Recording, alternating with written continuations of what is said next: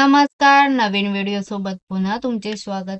आज आम्ही निघालो आहोत मित्र परिवारासोबत सहलीला आणि आजचे आमचे ठिकाण आहे नागझिरी ॲडव्हेंचर हॉटेल. हे महाराष्ट्रातील मुरबाड तालुक्यात पालू पोस्टवरील सिंगापूर गावात आहे, जे महाशीस घाटाच्या सुमारे 30 किलोमीटर आधी आहे. नाणेघाट आणि जीववर्धन किल्ल्याजवळील दरीत वसलेले हे ठिकाण आहे. मुंबई आणि पुणे या दोन्ही ठिकाणांपासून गाडीने सुमारे 3 ते 4 तास लागतात या हॉटेलला पोहोचण्यासाठी. कल्याण अहिल्यानगर रोडने मुरबाड नंतर येणाऱ्या मूळ गावात आम्ही नाश्ता करून व्हिडिओत दाखवल्याप्रमाणे मूळ गावातूनच पुढचा प्रवास चालू केला. गुगल मॅपच्या साहाय्याने निसर्गाचा आनंद घेत आम्ही काही तासातच हॉटेल जवळ जाऊन पोहोचलो. गुगलमध्ये सिंगापूर गावातच हॉटेलचे लोकेशन दाखवत होते, परंतु गावाच्या 500 मीटर आधीच उजव्या बाजूला एक कच्चा रस्ता हॉटेलपर्यंत जात होता. तिथे बोर्ड सुद्धा लावलेला होता, परंतु तो झाडांनी झाकल्या गेल्यामुळे आम्हाला थोडेसे गोंधळायला झाले होते. नंतर मात्र हॉटेलवाल्यांच्या मार्गदर्शनाखाली आम्ही हॉटेलपर्यंत येऊन पोहोचलो. ह्या हॉटेलचा चेकिंग टाइम आज दुपारी 3 वाजल्यापासून उद्या दुपारी 3 वाजेपर्यंत चेकआउट होता. तिथे पोहोचल्यावर आम्हाला लगेचच रूम देण्यात आला. आता व्हिडिओत दिसणारा हा एक रूम आहे.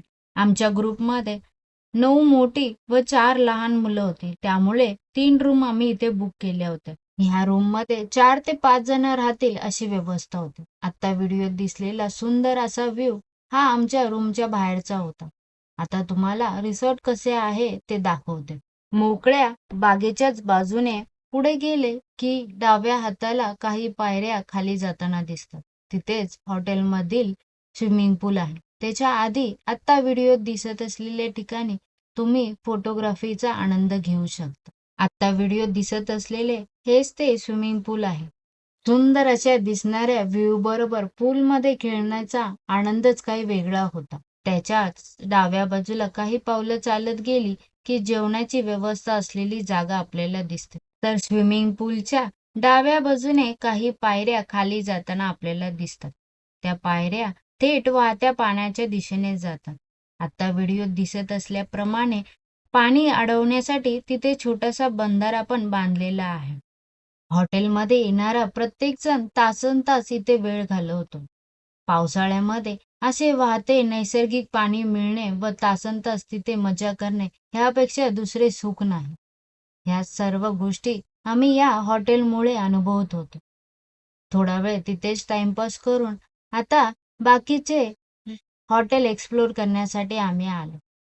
तुम्हाला मगाशी सांगितल्याप्रमाणे आम्ही 3 रूम इथे घेतले होते. त्यातील मगाशी दाखवलेला तो एक रूम होता आणि आता व्हिडिओ समोर दिसत असलेले हे ते 2 रूम, जिथे 3 जण राहू शकतील अशी व्यवस्था आहे. हॉटेलमध्ये ॲडव्हेंचर ॲक्टिव्हिटीचे पण पर्याय उपलब्ध होते. आता पाऊस असल्यामुळे ते पर्याय बंद होते, परंतु तुम्ही जर हिवाळ्यात किंवा उन्हाळ्यात ह्या ठिकाणी भेट दिली तर तुम्ही ह्या ॲडव्हेंचर ॲक्टिव्हिटीचा आनंद घेऊ शकता. परंतु याची वेगळी किंमत तुमच्याकडून घेतली जाते. 5 वाजता हॉटेलवाल्यांनी 5-10 मिनिटं चालत जावे अशा ठिकाणावर आम्हाला घेऊन गेले. तिथे वाहत्या पाण्यावरून एक झुलता पूल आता तुम्हाला व्हिडिओत दिसत असेल ह्या ठिकाणी नेले. खरं तर याच्यावरून चालताना खूप भीतीही वाटत असते, परंतु एक वेगळाच ॲडव्हेंचर अनुभव आपल्याला येतो.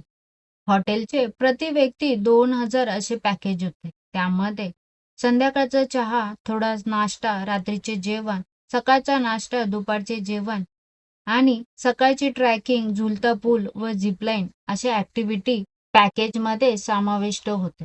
सुरुवातीला व्हिडिओत दाखवलेले रूम अशा प्रकारचे हॉटेलमध्ये आमच्या बाजूला अजून 3 रूम होते. खाली 4 व वरती 4 असे रूम होते आणि नंतर जे 2 रूम दाखवले असे 10 रूम हॉटेलमध्ये उपलब्ध आहे.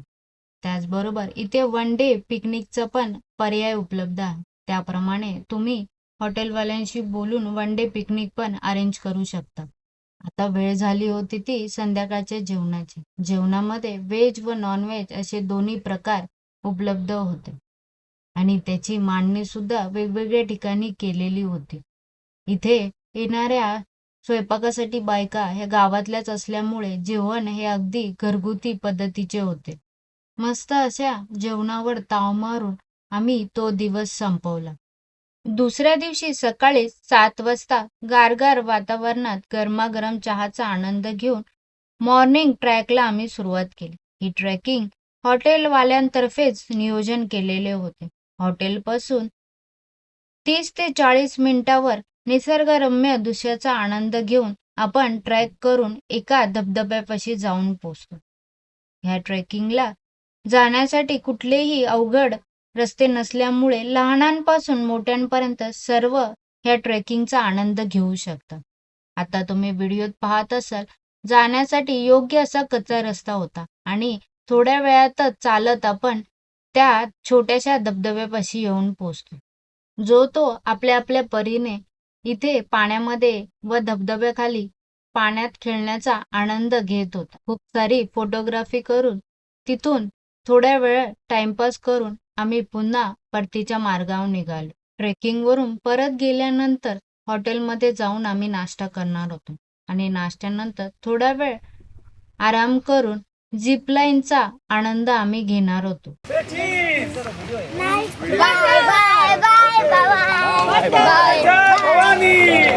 जय शिवाजी, जय जय जय जय जय भवानी, जय जय जय जय जय शिवाजी. बोल दादा बोल, जय शिवाजी. चला चलो बाय बाय चलो. हॉटेलमधील झिपलाईन पण अशा प्रकारे व्यवस्था केलेली होती की ज्यामध्ये लहानांपासून मोठ्यांपर्यंत सर्वजण ह्या झिपलाईनचा आनंद घेऊ शकतील अशी व्यवस्था होती आणि त्या हिशोबाने त्यांनी सुरक्षितेची पण काळजी घेतली होती. नाश्त्यानंतर झिपलाईन करून पुन्हा आम्ही दुपारच्या जेवणासाठी जेवणाच्या ठिकाणी येऊन पोहोचलो. दुपारच्या जेवणात सुद्धा व्हेज व नॉनव्हेज असे दोन्ही प्रकार होते व गोडामध्ये जिलेबी होती. रात्री गाजराचा हलवा होता. छानशा अशा जेवणाचा आस्वाद घेऊन आम्ही 3 वाजता हॉटेलमधून चेकआउट केले आणि परतीच्या मार्गावर निघालो. पावसाळ्यात निसर्गाने समृद्ध असलेले ठिकाण, बाजूलाच वाहते पाणी, धबधब्यात खेळण्याची मजा, ॲडव्हेंचर ॲक्टिव्हिटी, ट्रेकिंग सुद्धा असे ठिकाण आपल्याला क्वचितच पाहायला मिळते, तेही बजेट फ्रेंडली. त्यामुळे तुम्ही पण ह्या पावसाळ्यात ह्या ठिकाणी नक्की भेट द्या आणि सुंदर असा अनुभव घ्या. आजच्या व्हिडिओमध्ये एवढेच. पुन्हा भेटूया नवीन व्हिडिओ सोबत. तोपर्यंत स्वस्त राहा, मस्त राहा. धन्यवाद.